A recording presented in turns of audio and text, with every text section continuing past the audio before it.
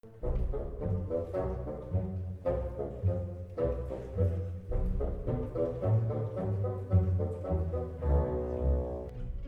Kenny Austin, and I read a lot of books. I'm Heather Ryan, and I listen to a lot of true crime podcasts. And together, we are the sibling hosts of Democricide, a true crime podcast. John Adams once said, "There's never been a democracy yet that didn't die by suicide." To which I say, or was it murder? If homicide is the murder of people, And regicide is the murder of kings, and herbicide is the murder of plants, then Democricide is the murder of democracies. and that's what our podcast's all about. Welcome to Season 1 of Democricide. Who killed Athenian Democracy?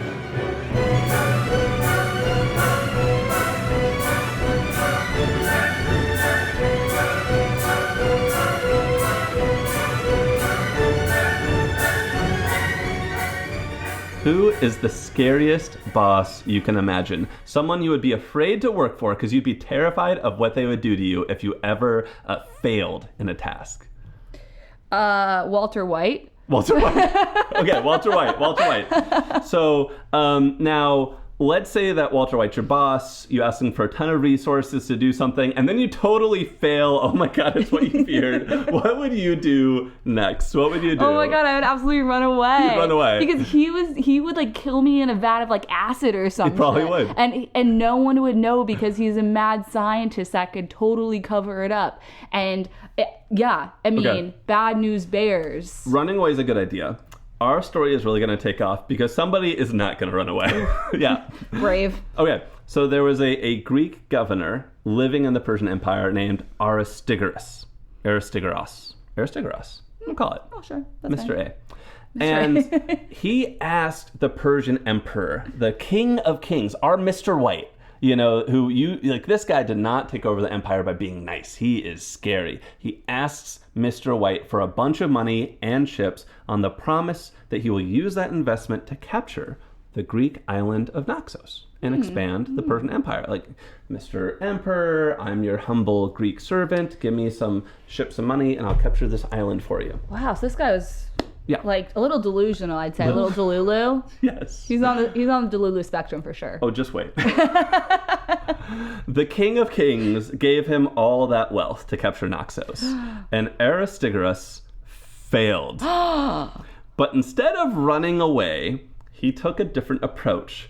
He then instigated a revolt of the Greeks living in Persia to try to rebel against the King of Kings. He started a revolution. Wow. See, I would have would it have been possible for him to just live on Naxos and just be like, I'm just going to live here now and just... Oh, I mean, he tried to capture Naxos and he failed. Oh, he failed. Okay. Maybe like... So there were the barbarians over there. Yeah, he'd have to go further west. Oh, okay.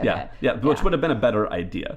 Than a revolution. Yeah. Sounds like a lot less work than a revolution. Yeah, because the Persian emperor, the King of Kings, he's like, okay, I was pissed at you when you wasted my money. Now that you're starting a revolt, I'm really going to mess you up. I mean, yeah. I'm thinking, I'm just picturing Walter White right now, and I'm shaking in my boots. Shaking in my boots. So a war broke out, a war that lasted for years. Aristigoras he attacked some cities, he burned some Persian cities, like he did a lot of damage, which is a really crazy thing to do. Like, you just pissed this guy off. Like, run away. Don't start a revolt. The revolt, and you saw how big the Persian Empire was. You're not gonna win. Yes. So he's eventually caught. He's eventually killed.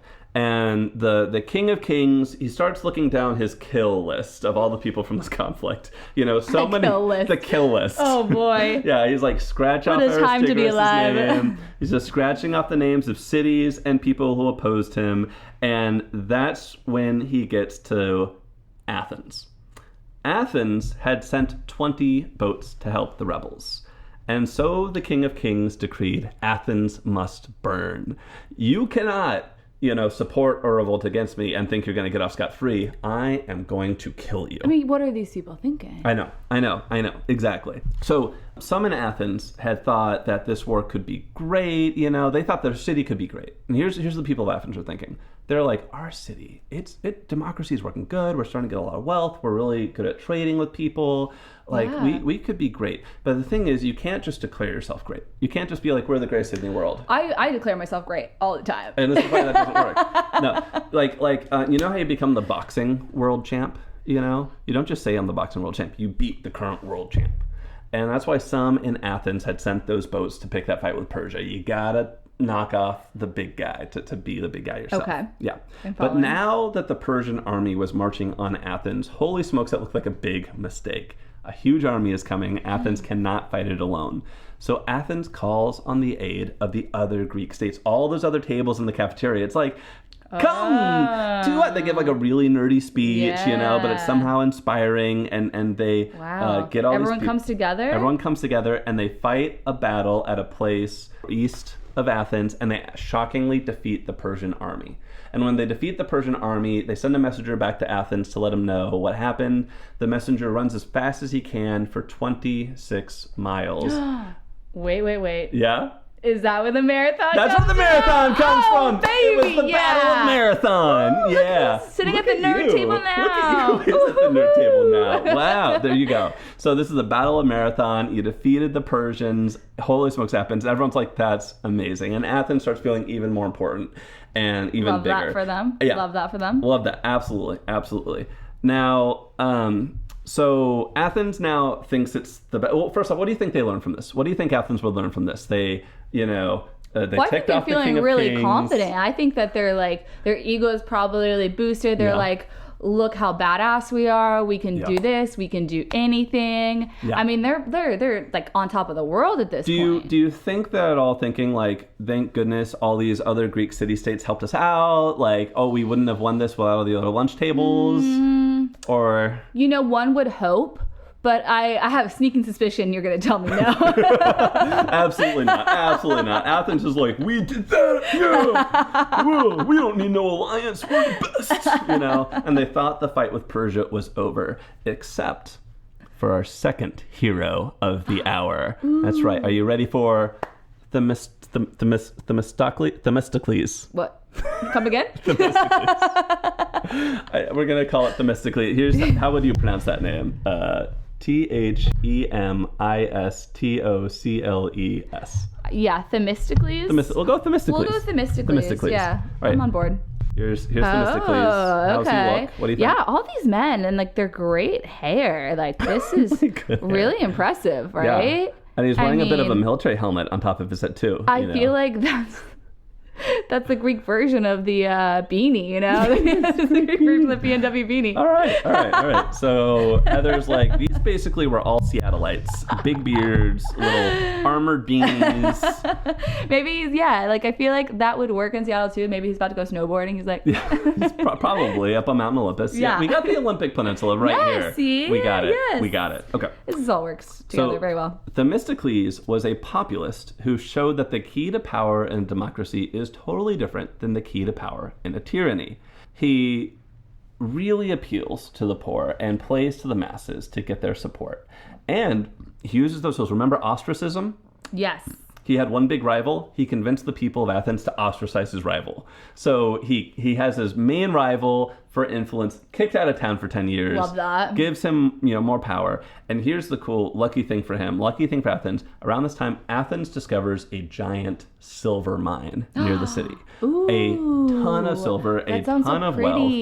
Exactly. So pretty, so shiny. Yeah, we love shiny, pretty things. Yeah. And they're like, what should we do with the silver mine? Like, what would you do? You're the city of Athens. You find the silver mine. What do you think you should do with the silver mine? I'm gonna make so much jewelry. You're gonna make so much jewelry. So much jewelry. And then what? Do you just give it to everybody? Gets like a necklace? I think everyone who's been a good boy and girl gets a necklace, gets a ring. Okay. And so everyone gets one, and then it provides like a sense of unity because everyone has like a matching something. It's like a team sport. Like everyone wears a jersey. Everyone there has their silver jewelry on. And then if they have so much more, then they can start making other things and selling and buying goods with this beautiful silver stuff. And heck, they could even sell to, beyond their borders of their town. They could really strike it rich here. Yeah. Okay. So a big opportunity. There were different people who thought that was a good idea. Themistocles thought that was a bad idea. Oh. Themistocles said, let's take all the silver and let's use it to build a navy. Let's use it to build the biggest navy. I don't love that. I don't love that. I know he's a hero, but come on, make love not war, folks. Well, here's the thing. Themistocles is sitting there and he's like, guys, we beat the Persians at Marathon. They're going to come back for us. They are going to try to kill us. It's just a matter of time. We need to build a navy so we can defend ourselves from the Persians. We need the navy. And here's what he says too. He's like, and if they don't attack, we'll sell the navy and then we'll give you all the money.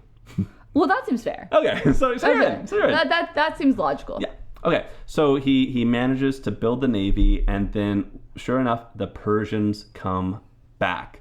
They attack again, and this time there was no triumph at Marathon. Have you ever, the movie 300? Are you familiar with that? I've heard of that there's a movie called 300, but have I seen it? Absolutely not. That is this time. It's where 300, once again, the Athenians are like, everybody, all the other lunch tables, come help us fight the Persians. And the Spartans send 300 soldiers to fight. I just want to make a note here. I think you could have had me watch this movie to help me prep for this podcast. It's could have helped set me up a little bit better. Just it's help a a sister long out. movie with a lot of slow motion and a bunch of scantily clad men with really big muscles. But and I don't think you would have liked hot. it. It's very homoerotic. You wouldn't have liked it at all. It's too many, Oh, I just look at photos. Yeah, you just look at photos. It's find a picture book version. Perfect. Yeah. So this is when that happens. But the war is going very badly for the Athenians. The Persians defeat the armies on the land. The Persians are marching on Athens, and the Athenians, they go to the oracle. And the oracle is... fancy. There's basically a woman on a lot of drugs at a temple. And you can go and ask her questions, and she'll do her drugs, and then she'll give you an answer. Yeah. And so they go to the oracle, and they're like, the Persians are coming, what should we do? And she's like, run for your lives! You're all gonna die! And they're like, whoa, we don't like that answer. Let's try again. They shake that magic 8 ball again, and they ask her again, wait, no, really, but really, what should we do? And this time she tells them, the wooden walls will hold. And everyone's like, what does that mean? That's great. That's great. The wooden walls will hold. This woman is high. She is. She's the oracle. This is communing with the gods. No one calls me an oracle when I get high. That's because you're not. And so some people are like, we should just build a wooden wall around the city. The wooden wall will hold. But Themistocles, he's like, no. The wooden wall is the navy I built. The navy will keep us alive. So here's what we do. He convinced everybody, wait, flee. Are we getting to the Trojan horse part? Am I skipping that? That happened like 1,000 years ago. That was a long time ago. That already, it seemed like I was on track there. no, that happened a long time ago. Okay. Yeah. Take it back. I take it back. Nope. But good. That is Greece. That's Greek. That's all Greek. right. Yeah. Okay. I tried. Nope. I mean, that is made of wood also. That's why I was thinking. Yeah. I thought I was being so smart right there. I thought I was putting pieces together. No. So he convinced everyone to flee, and then he flees with his navy to a strait of water, where this is where it's like, imagine there's like an island near the coast. And so if you're in between the island and the coast, you can go out the bottom or the top. You have 2 ways out. He moves the Greek navy there along with all their allies. And then some say he told the Persians where the fleet was so that the Persians would trap it. And that would mean that his allies couldn't flee, because his allies were probably going to flee and say, never mind, we're not going to help you, Athens. So he leaked it to the Persians to force his allies to fight with him, because Themistocles is clever. Themistocles is clever. And once they are trapped in there, the Athenians and all their allies, and it's we either fight or we die, they fought, and this is the battle they won. Just forcing them into it yeah. They absolutely could have gone home and been fine, and only the Athenians would have died, but he manipulated the situation. Master manipulator. Wow. Absolutely. And then they won a shocking victory. This was the Battle of Salamis. And they then followed it up. The Greeks were so cocky after winning, they then went on the offensive, and they won 2 more victories over the Persian Empire, and after that, a truce was arranged. And Athens, with the strongest navy in the Aegean Sea, was suddenly seen as the strongest power in the Greek states. They had just led an alliance to defeat the Persians. And now, the allies were then told, like, hey, all you allies who helped us out, fantastic, that was really great. But guess what? You know those tributes that you were giving us to help us fight this war? You now must pay us that. Ooh. And if you don't, we will kill you next. Oh my and gosh, all of a sudden, so much drama. What had been an alliance became an empire. And the Athenian Empire was born. Yeah. So now Athens, it's not just a little town with a democracy. It is a democracy that rules an empire that is much of the Greek states.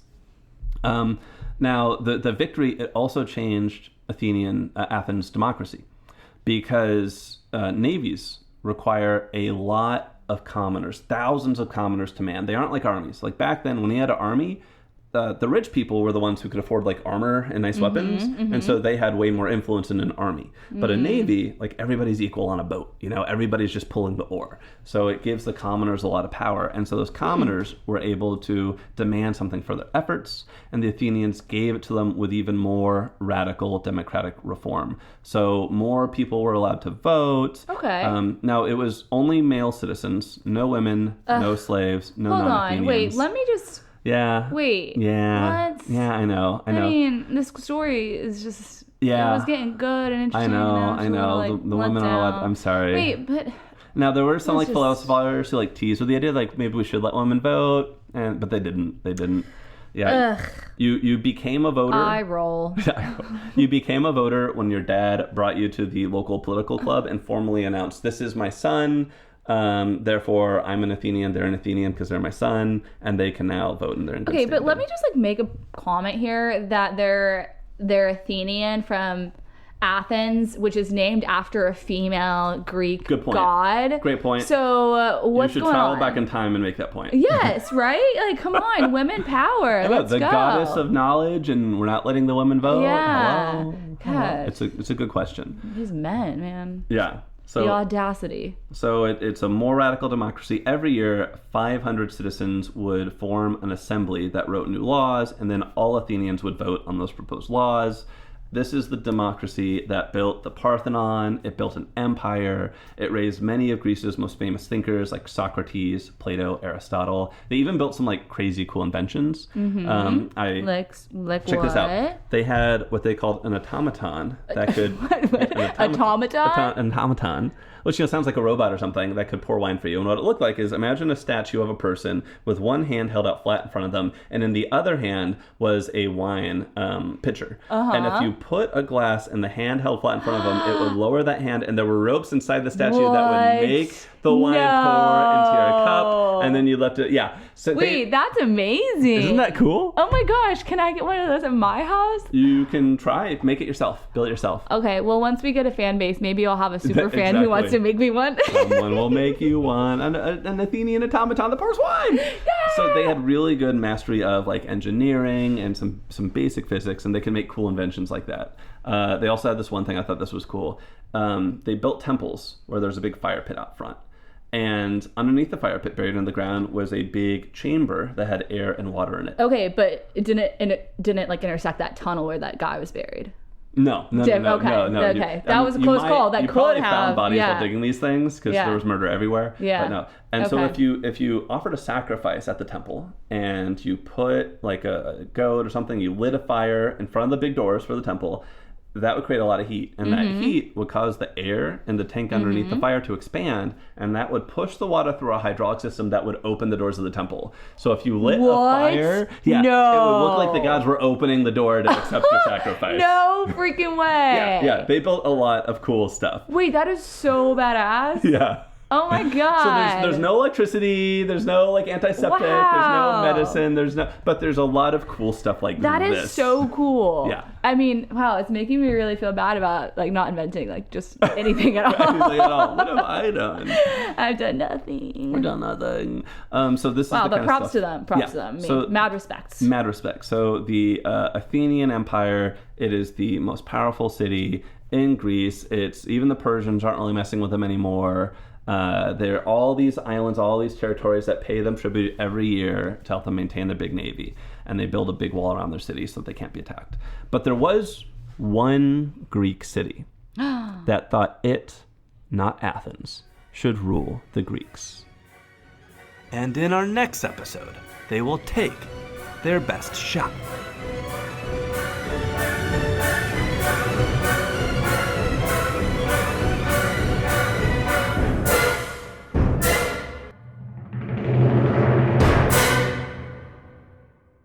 Today's episode was brought to you by Peaceful Protest. Peaceful Protest. In the last 125 years, peaceful protest has been 10 times more likely than violent protest to make a country more democratic. So, when you want to make your country more democratic, reach for Peaceful Protest. This study was conducted by Erica Chenoweth by examining 323 nonviolent and violent campaigns between 1900 and 2006. Results were seen within 5 years. I have a quick correction to make. The automata I mentioned in this episode was actually built after the story I told takes place. The serving robot dates to the 3rd century BC, and the temple with the opening doors dates to the 1st century AD. The events we discussed took place in the 5th century BC. So it's all still ancient stuff and still super cool.